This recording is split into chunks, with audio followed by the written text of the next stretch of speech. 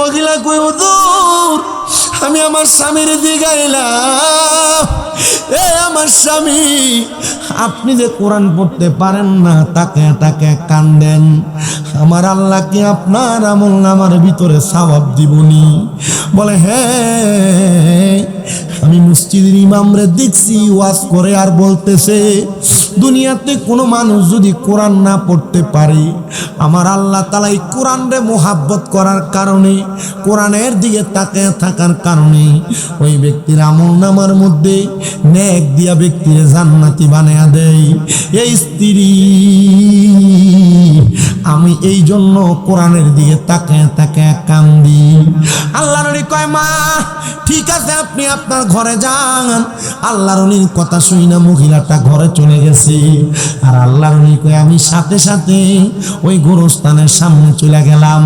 আমি আমার কাঁধের মধ্যে একটা রুমাল আছে, রুমালটা বাহির কইরা আমি নামাজ পড়তে লাগলাম, 2 রাকাত নফল নামাজ। এই যে আমার আব্বা জান শাহপুর দরবারে টুপিটা লাগিয়ে রাখছে, মাথার মধ্যে একটা রুমাল রেখে দিছে। এই রুমালটা তো একটা সুন্নত, কি তিরমিজি শরীফে সরাসরি হাদিস, মিশকাতুল মাসাবিতে সরাসরি হাদিস, তারপরে মাদ্রাসা ক্লাস 9-10 হাদিসের কিতাবে ডাইরেক্ট এই রুমাল ব্যবহার করার ব্যাপারে হাদিস শরীফ আছে। মারহাবা কোন আল্লাহর ওলিরা কেন রুমাল ব্যবহার করতেন? যে জায়গায় যখন নামাজের ওয়াক্ত হয়ে যাইতো এই রুমালটারে তারা নামাজের মুসল্লা হিসেবে ব্যবহার করত। কারণ মসনবী রুমির ভিতরে আল্লামা রুমি বলছে শুধু জুদাস রাহমাতাল লিল আলামিন মসজিদেও শুধু হামারা ये जमीन सलातुनिया रसूल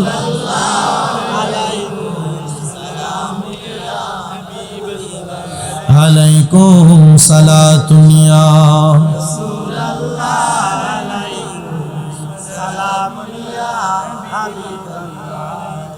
जमाले आशिका बाशोक मुहम्मद ख्याले ओ बराबाशद अहमद सालातुनिया मोहब्बत नहीं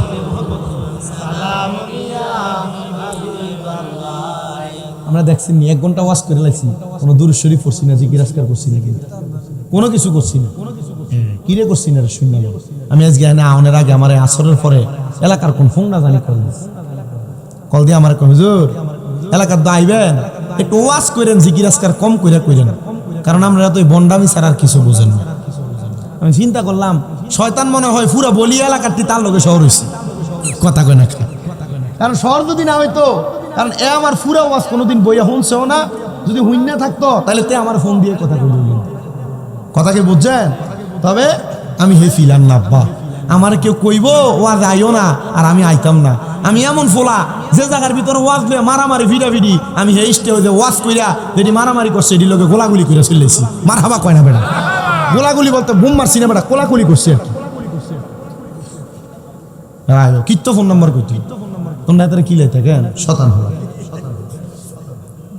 আমি ডাইরেক্ট আমার আলোচনার ধারাবাহিকতায় আছে, একটু মুহাব্বতে দুরূদ শরীফ পড়লে আমার মনে হয় একটু পূর্ণতা পাইবো। জিকির আজকার কইরা মিলাদ কাম করে একবার আমরা বাইর যোগ্য, কি কোন আপনারা একটু মুহাব্বতে পড়েন আল্লাহুম্মা সাল্লি আলা মাওলানা মুহাম্মাদ ওয়া আলা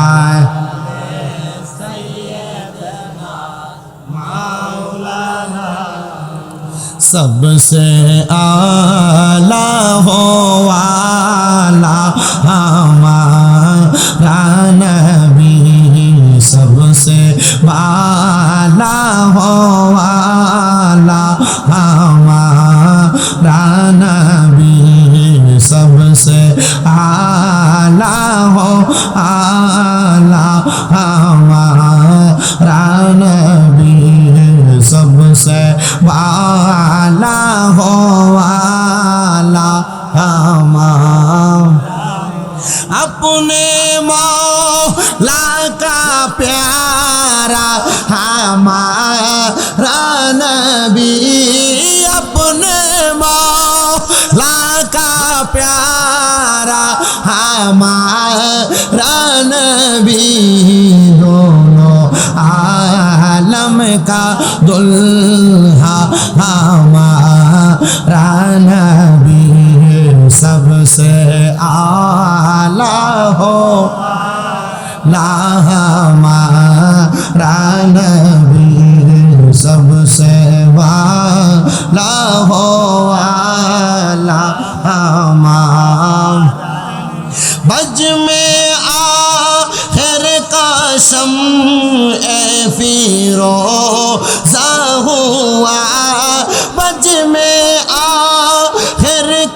शम्अ फ़िरोज़ा हुआ नूरे अव्वल का जलवा हमारा नबी नूरे अव्वल का जलवा हमारा नबी सबसे आला हो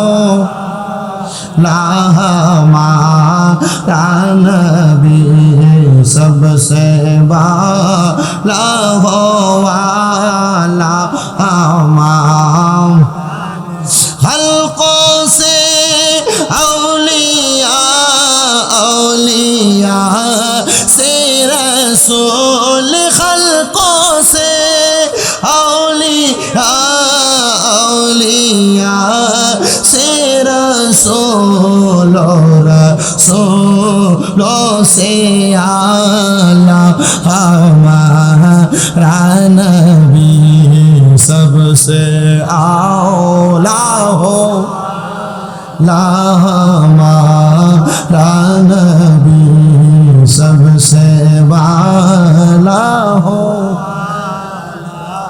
हमारा नबी कौन दे ताहे देने को मो चाहिए कौन दे ताहे देने को मो चाहिए देने वाला है सच्चा हमारा नबी सबसे आला हो आला हमारा नबी सबसे वाला हो आला हमारा नबी सलातु या रसूल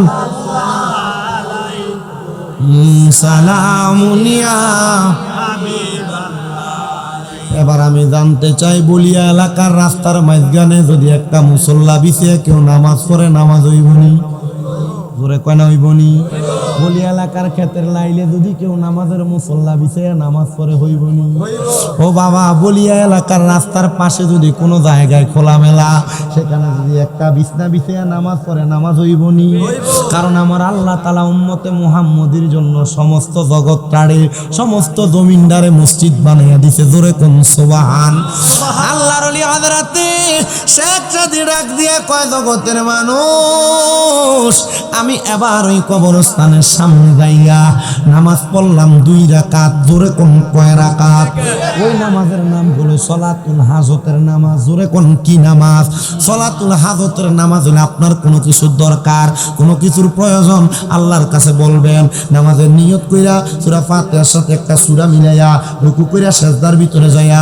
3 বার সুবহানা রাব্বিয়াল আলা কইরা বাংলাতে আপনি আপনার মনের আশাটা বলবেন এভাবে 2 রাকাত নামাজ শেষ করবেন যদি সালাতুল হাজতের নামাজটা এমনি আপনি 2 রাকাত করে 4 রাকাত শেষ করতে পারেন আল্লাহ তাআলা এই নামাজের উসিলায় আপনার হাজত পূরণ করে দিবে কোন সুবহান আমার বাবারা হযরত আল্লামা উনি বলেন আমি আবার 2 রাকাত নামাজ আদায় কইরা আমি আল্লাহ তাআলার কাছে কান্না করতে লাগলাম ও আল্লাহ আপনার কাছে জানতে চাই আপনি বলেন না এই কবরের মধ্যে যিনি আছে তিনি কেমনে গো এই জায়গার মধ্যে এত দামি কবর পাইলো তার কবর থেকে কেন সুঘ্রাণ আসতেছে উনি ডাক দিয়ে আমি কাঁদতাছি কাঁদতে কাঁদতে কাঁদতে কাঁদতে আমি নামাজের মুসল্লাটার মধ্যে পড়া রইলাম আমি নামাজের মুসল্লায় যখন পড়া রইলাম হঠাৎ করে আমি নামাজের মুসল্লার মধ্যে টের পাইতেছি আমার ঘুমের ঘরে স্বপনের মধ্যে কি জানি আইসা আমার বলতাছে শেখ সাদি মাথা উঠাও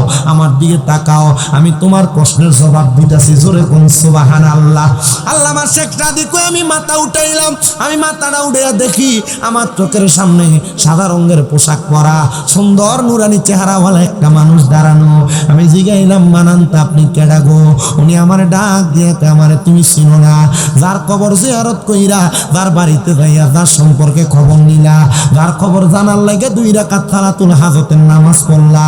আমি হইলাম সেই ব্যক্তি।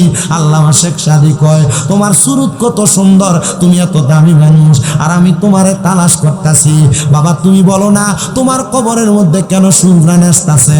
উনি ডাক দিয়া কয়, এ শেখ সাদি শোনো রে, আমি একমাত্র আল্লাহ তাআলার কোরআন রে মোহাব্বত কইরা, আল্লাহর কোরআনকে ভালোবাসা কোরআন পড়তে পারতাম না, তাকে তাকে কান্না করার কারণে আমার আল্লাহ আমার কবরের মধ্যে সুন্দর সুররান লাগাইয়া দিছে। জবান আল্লাহু আকবার, ইয়া রাসূলুল্লাহ, জিন্দাবাদ, ঈদে মিলাদুন নবী, ঈদে মিলাদুন নবী, জোরে কন্যা মারহাবা। এ বাবা, আপনারা অনেকে কোরআন পড়তে পারেন না, আপনারা অনেকে এখানে বসেছেন কোরআন তেলাওয়াত জানেন না। অবসর সময় কিতা করবেন? শুধু টিভির দিকে, মশা কোন দিয়া যায় কোন দিয়া বেড়া টের হয় না, কথা কোন না ঠিক কিনা? কোরআন পড়তে পারেন না, আবার অবসর সময় আল্লাহ বিল্লাহ করেন না। আব্বাজি শুধু টিভির দিকে তাকায় থাকলে কিন্তু হবে না, মনে রাখতে হবে এই কোরআন আপনারে নাজাত দিতে পারে আমার নবীর উসিলায়। আপনি কোরআনের সঙ্গে সম্পর্ক লাগান, কোরআনরে মুহাব্বত করেন, দেখবেন আল্লাহ তাআলা আপনারে মাফ করে দিবে। আমি মাঝে মাঝে আমার মসজিদের ভিতরে রমজান মাসে আমি তো 5 ওয়াক্ত নামাজ মসজিদে পড়াইতে পারি না, কারণ বাংলাদেশে ঘোরাঘুরি করা লাগে। জুমার নামাজটা মাহফিলের সিজনে একটু কষ্ট হয়ে যায় পড়াইতে। মাঝে মাঝে আমার অনেক ছাত্র ভাই, আবার মাঝে মাঝে আমি আমার অনেক মাদ্রাসা শিক্ষক গুলারে পাঠাই। আপনাদের দয়া আমার অনেকগুলা মাদ্রাসা আপনারা জানেন হয়তো, আমি আমার মাদ্রাসা শিক্ষক ছাত্র ভাইয়াদেরকে পাঠাই পড়াইতে। তো আমি রমজান মাসে রেগুলার আমার মসজিদে তারাবির নামাজটা পড়াই। মুসল্লিরা খুশি, হুজুর আপনার পিছনে নামাজটা পড়লে শরীরটা ফাতলা লাগে। মাঝে মাঝে 2-1 ফাটান, শরীরটা যখন বার হইয়া লাগিয়া দেখলো একটু ভক্তি আইয়া, আমি কইলাম কি লাগিয়া? ভক্তি সবার উপরে আমার লাগবো, কারণ তারা নামাজ পড়ে না এত রোদ। হুজুর ও না হুজুর, ওই ফটতে অভ্যাস হয়ে গেছে। মার হাবা কই না ভাই, আর জোরে কোন না মার হাবা, কি হয়ে গেছে? ভক্তি হয়ে গেছে।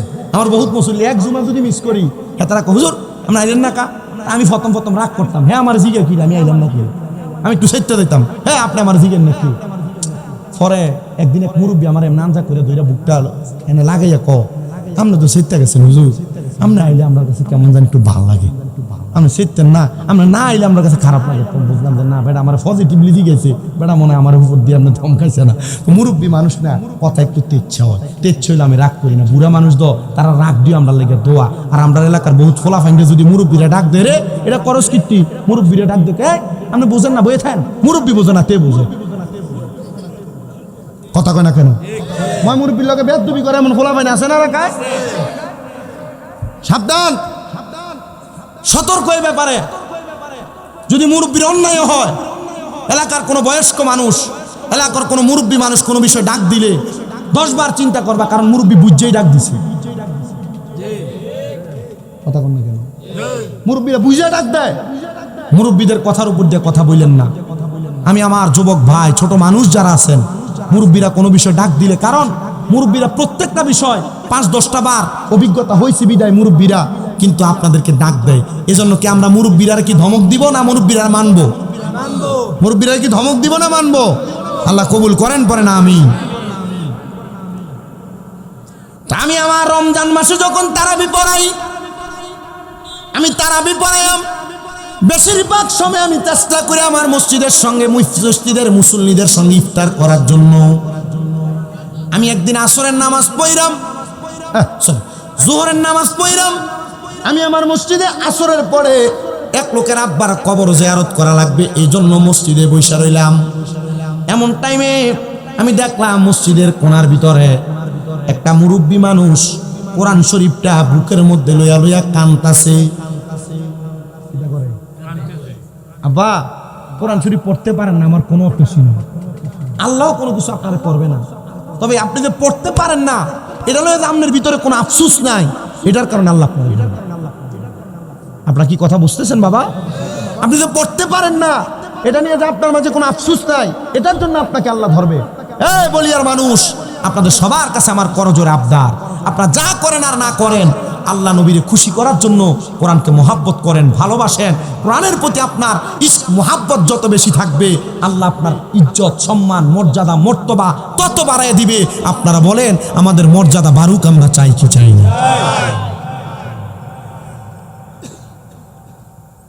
উনি ডাক দিয়া বলে, জগতের মানুষ, আমি কোরআন পড়তে পারি না বিদায় কোরআনটা বুকে নিয়ে নিয়ে কান্দি। আমি জিজ্ঞাইলাম কান্দেন এর লেগা? আমি গেলাম বাবা কান্দেন কি লেগা? হুজুর কোরআন শরীফ তো পড়তাম পারি না, সংসার চালাইতে দেয়, কোরআন শিখতে পারছি না হুজুর, এই জন্য কোরআনের দিকে তাকায়া তাকায়া আর বুকে ধরে ধরে কান্দে। আমি আপনার লেগে একটা সুখবর। মারহাবা কয় না বাবা? কি সুখবর? আরে সুখবর হইলো আপনি যে আল্লাহর কোরআনের দিকে তাকায়া থাকেন আর দইরা বুকে মুহাব্বত করে কান্দেন।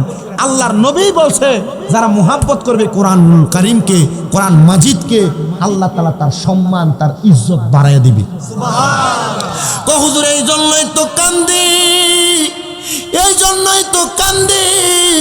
হে বলিয়ার বাবারা, বলিয়ার মা বোনেরা, কোরআন পড়তে পারো আর না পারো, প্রত্যেক দিন সকালে ফজরের পরে আল্লাহর কোরআনটারে বুকের মধ্যে জড়ায় ধীরে ধীরে কান্দো, আল্লাহর কোরআনটারে বুকের মধ্যে লাগায় লাগায় কান্দো। হে বয়স্ক বাবা, কোরআন পড়তে পারো আর না পারো, এই কোরআনটারে বুকের মধ্যে ধীরে ধীরে কান্দো। দেখবা এটার বরকতে আল্লাহ তাআলা চাইলে তোমার জান্নাতি বানাইতে পারে কি পারে না? কিন্তু আপনি দুনিয়াতে রাত্রে ওয়াজ মাহফিল আসলে আপনি আপনার বড় গুনাহগার মনে করেন। আরে দুনিয়াটা কেমনে কাটাইলাম, মইরা গেলে তো কবরের ভিতরে গেলে শাস্তি হইব। আবার যখন দিনের বেলা চলে আসে, দিনের বেলা আসলে আপনি চিন্তা করেন না আমার মতো বড় আর কেডা আছে।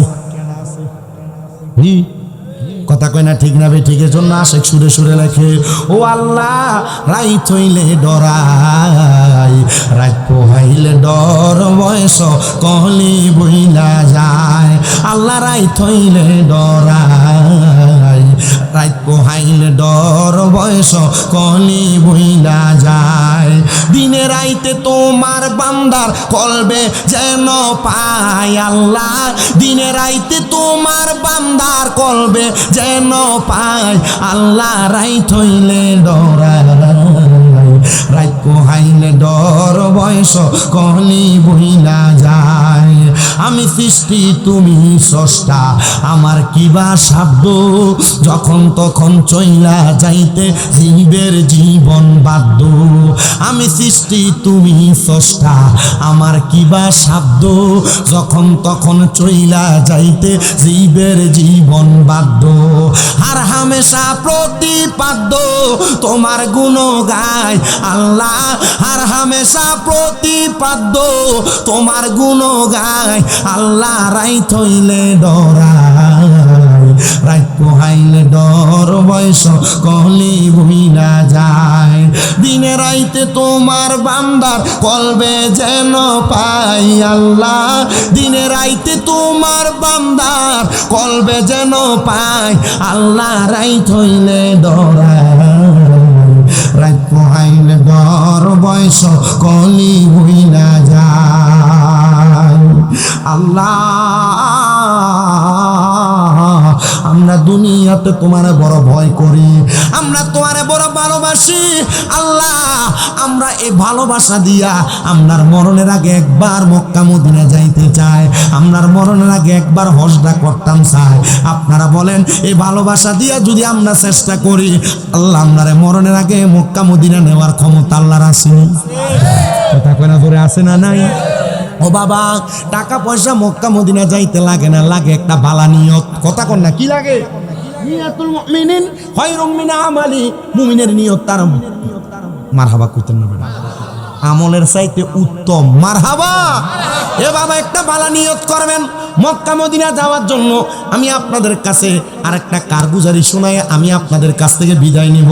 যদি আপনারা মনে কষ্ট না নেন, একটু মনোযোগ দিয়া শুনেন রে বাবারা, ওই কারগুজারিটা শোনাইলে ভালো লাগবে। মক্কা মদিনা যাইতেন চান না? কেডা কেডা চান? ডান হাতটা সোজা করে তুলেন, একবার সোজা। হুজুর কারণ আসলে যাইতেন চান না? এটা দিয়ে দাম না কচু 7-8 হারাম যাইতো না সাকা ভাঙছার হয়ে যাবে মদিনা যাওই না আওয়াজ দেখে আসতে না জোরে এই হযরত বেলাল আযান দিতে মদিনায় আযান দিতে মক্কায় আওয়াজ যায় লাগছে আর সজিবে মারহাবা কয় না হযরত বেলাল যেদিন আযান দিছে না এদিন সূর্যই উদয় হইছে না মারহাবা কয় না তো আমরা আওয়াজ যেমন একটা ইমানি জজবল আওয়াজ লাগবো মোহাব্বতে জোরে তাকবীর দিতে হবে বাবা হাবিব জোরে একটা তাকবীর দছে শরীরে যেমন তাকবীরটা এমন জিন্দাবাদ জোরে কোন মারহাবা তাহলে মদিনা যাইতে চাই কি চাই না মদিনা যাইতে টাকা লাগে না লাগে একটা বালা নিয়ত জোরে কোন মদিনা যাইতে লাগে কি বালা নিয়ত লাগে বালা নিয়ত তো আল্লামা হযরতে সুলাইমান জাজুলি রাহমাতুল্লাহ আলাইহি জবরদস্ত আল্লাহর ওলি মারহাবা কোন সুলাইমান জাজুলি কয় আমার মনে মনে একটা নিয়ত হইল আমি মক্কা মদিনা যাব আমি সুলাইমান আমার বাপের দিনা সব সম্পদ বেচছি মক্কা মদিনা যাইবার লাগিয়া কারণ কি সুলাইমান জাজুলি কয় আমি আমার নবীর হাদিসের মধ্যে পড়ছি আমার নবী কইছে মান যারা কবরি ওয়াজাবাত লাহু শাফাআতি ইয়াউমাল কিয়ামা কেউ যদি আমি নবীর রওজা জিয়ারত করে তার লাগি সুপারিশ করা আমি নবীর জন্য ওয়াজিব আর জবান খুলে কোন সুবহানাল্লাহ হযরতে সুলাইমান সাজুলি বলেন এ জগতের মানুষ আমি নিয়ত করলাম মক্কা মদিনা যাব যেহেতু নবীর রওজা জিয়ারত করলে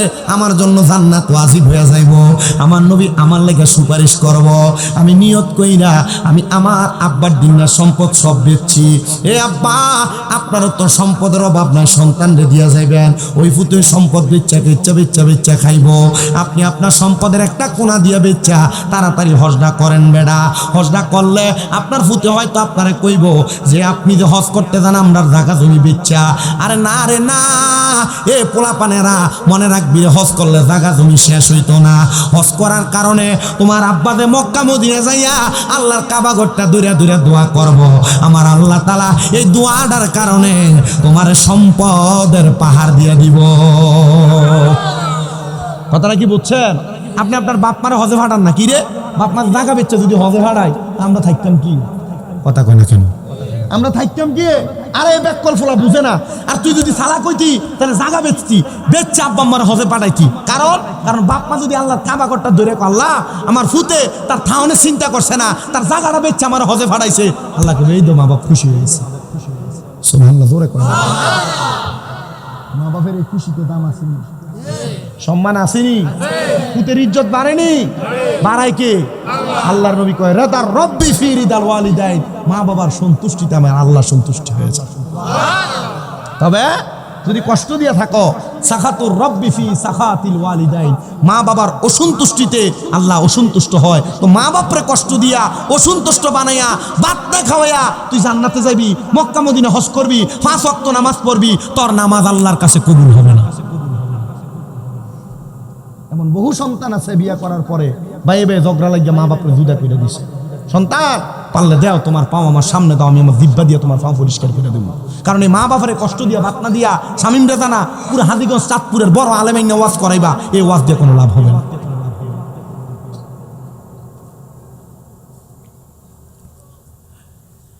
মা বাপরে হজদা করাইও আপনারা আমার আম্মা জান আজকে 7 মাস অসুস্থ আমার আম্মা জান অসুস্থ আমি আমার মারে কইছি মা বুঝছি না আপনি যেভাবে অসুস্থ হয়ে পড়ে যাইবেন তবে আমি নিয়ত করছি আমার মা দুদিন থেকে সকাল ক্লিয়ার ডাইরেক্ট হাঁটবি আমি ওই দিন আমার মা বাপ ভাইরে নিয়ে আমি একটানা হজে চলে যাব আমার মা বাপরে আমি মক্কা মদিনা দেখাবো কারণ আমি জানি আমার মা বাপ যদি শান্তি হয় আমার আল্লাহ শান্তি হবে আর আমার আল্লাহ শান্তি হইলে আমার জীবন যৌবন শান্তিতে কাটবি কথা কোন ঠিক কিনা হযরতে সুলাইমান সাজুলি বলেন আমি আমার সম্পদগুলো বেচা আমি রওনা করব হজ করার জন্য কিন্তু আমার সম্পদগুলো বেচার পর এত পরিমাণ টাকা আমার কাছে নাই যেটা দিয়ে আমি হজ করতে যাইতে পারবো আগে মানুষ হজ করতে যাইতো চট্টগ্রাম হইয়া জাহাজে সইরা আবার অনেকে শরীরে কুলাই